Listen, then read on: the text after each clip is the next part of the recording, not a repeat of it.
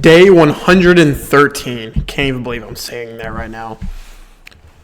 As we get into the end of November, I think it's very important to discuss and sort of reflect a little bit on how this month has been so far. But we can't really do a full 4-month reflection until about 7 days from now. So right before I actually end up moving to my new place, we will be reflecting on November because this has been the biggest month of my real estate journey by a mile. I mean, of course it has. I met with another new buyer today. So right now, if all of them signed, I'll have 4 contracts. 4 contracts. And one of those might be very close to closing in the sense that they are in an urgency to buy in the coming weeks. So a lot of momentum. Look, a lot of momentum starting to pick up for 2026. And the goal here for 2025 is very simple, okay? My goal this year was to get one contract signed. Well, we've already accomplished that. It was never in my intention to actually have a closing by the end of the year, but there's a possibility that that could be the case. There's also a possibility that it can linger into January, but either way, it will be coming soon. It will be coming soon. I never thought that I would be in this position, but you know what? I need to stop doubting myself and understand that my hard work is something that is being noticed and it's not something to be taken lightly. Of course it's not. So 2025, you know what? Let's make this video about what's the plan for the rest of 2025. And I'm going to make it very simple. The rest of the goal for 2025 is to continue and build the momentum onto 2026. I want to be sure that I am in the right mindset, the right space to start 2026 off to a great start. And guess what? It doesn't start on January 1st. Just like when you go to the gym and everyone's like the new year, new me, and they go to the gym on January 1st, then they leave by January 14th. The reasoning is because they put a lot of stock onto one day. The fact that January 1st is a special day that they put in their brain, and it's all motivation and zero discipline, and that's why people don't stick to the gym. It's the same thing with what I'm doing right now, so it's very important to understand that it does not start with 2026. It starts right now, and thankfully enough, I have a whole plan and strategy put in place right now to help me build momentum into 2026. So what is that plan? What is that strategy? What does that look like exactly? The strategy right now is, very first, filling out my 200 contacts. And with the 200 contacts, I'm going to have their full name, phone number, email address, home address. If I can add more details, that's even more perfect. Like birth date, for example, like special events that might be going on, getting to know more about them, calling them, having conversation with them, which would be the thing that I would end up doing. So with these 200 contacts, I'm going to be calling every single one. And of course, I'm not going to be doing it all at once. As a matter of fact, I'm not even going to be doing like half of them in a day. The goal is to have 20 a day. So we're going to have 20 calls per day, and that's going to last in the stretch of at least 2 weeks. Now, that's only contingent upon if I have 200 contacts. So we can end up having more than 200, which honestly should be pretty easy to have over 200 contacts with all their information.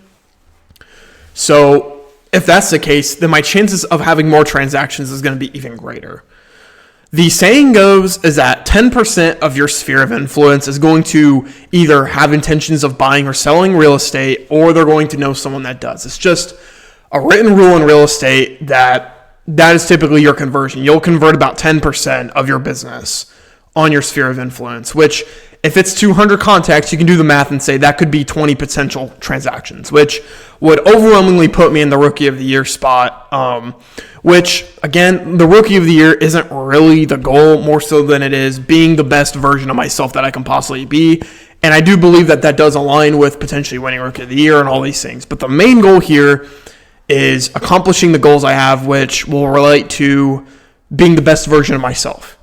So that's number one, is the contacts, making sure that I have those 20 conversations with my sphere, and then having the 36 touch system that I will implement on January 1st.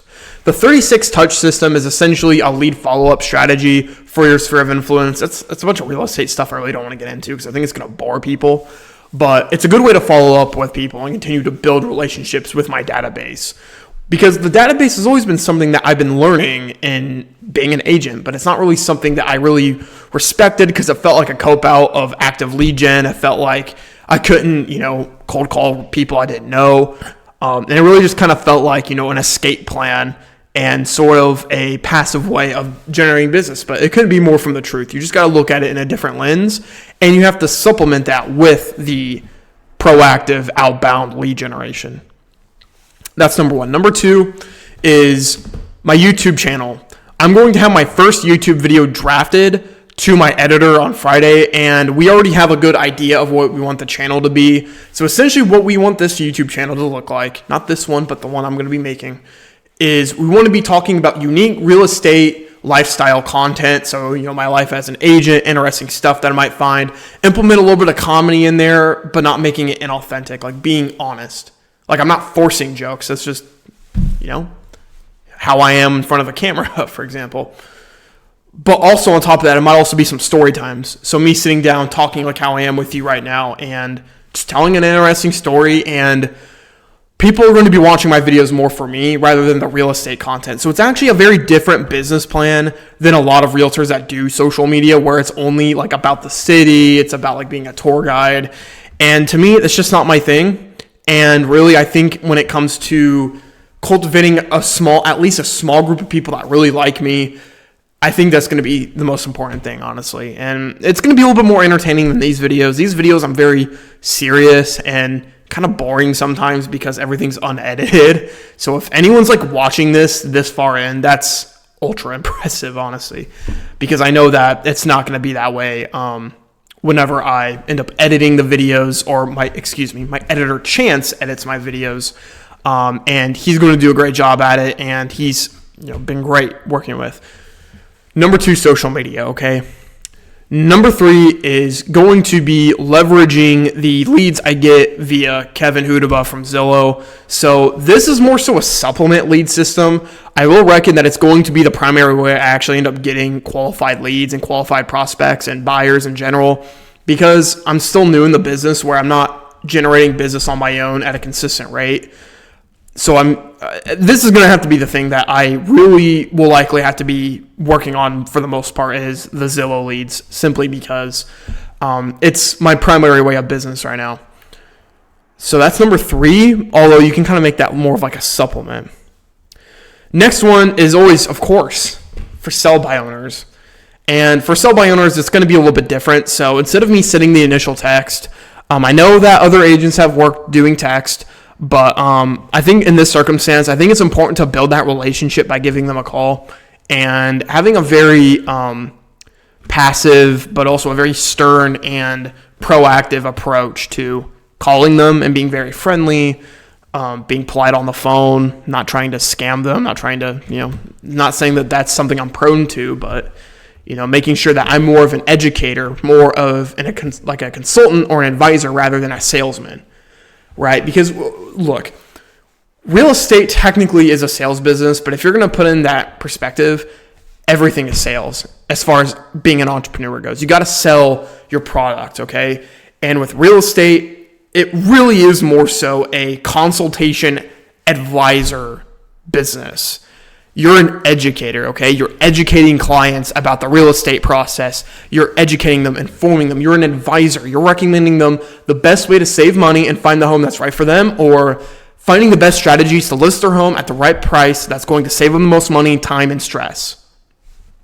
So there is a sales aspect to real estate, but it is not a sales business in that perspective. I don't know why a lot of agents, and like, for example, Brandon Mulrennan, who really, I used to watch his stuff all the time in 2024. But he says, people don't understand that real estate is a sales business, and it's because it's not. You know what I mean? Like, of course you have to do sales, and that's most businesses. But again, that's a whole rant that I'm going on right there. So to flatline everything to make it as simple as possible, okay? The proactive lead generation strategies that I'm looking at is... I need to really think here for a minute so then I can be organized. So it's going to be the sphere of influence, social media, Zillow leads for sale by owners. You can add open houses on there too. The goal would be to have, an open house, 2 open houses a weekend. Although, I don't know. Open houses are just that thing where I'm like 113 days into real estate, and it's just not a strategy really that I'm really fond of, honestly, because I can call people on the phone and reach out to for sale by owners in my office and meet with them. But with open houses, it's this perspective of most people that go in have a realtor already. They're not going to be friendly most of the time. I've had some friendly people show up, and it was awesome, especially homes that are in the lower price range where there's a lot of first-time buyers. But usually people aren't really that friendly either at open houses, because to them, you're like the guy at Foot Locker. You know what I mean? Like, you're that sales guy that knows that they need to hit their numbers or whatever, so they're going to be like, can I help you with anything? And guess what you say? Yeah, just looking, right? Same thing with an open house. Like, no one wants to be bothered by a realtor. That's why you got to be respectful, curious, good personality in the sense that, you're genuinely interested in getting to know them. I think I need to do a mindset practice of going in there, understanding that I am an advisor, I'm a trusted professional, I'm here to help, and I am interested in them. But for some reason, my mind just automatically shifts to, they don't want to talk to me, they don't like me, they want me to get away from them, they already have an agent. And I get all these doubts in my head about open houses. So maybe it would be a good strategy if I changed up my mindset a little bit. I think it's worth exploring, right? But even then, it's not my priority lead gen strategy. There's so many other lead gen strategies I really do think are going to be more worth my time, which would be the sphere of influence, the social media, Zillow leads, and for sale by owner prospecting, essentially.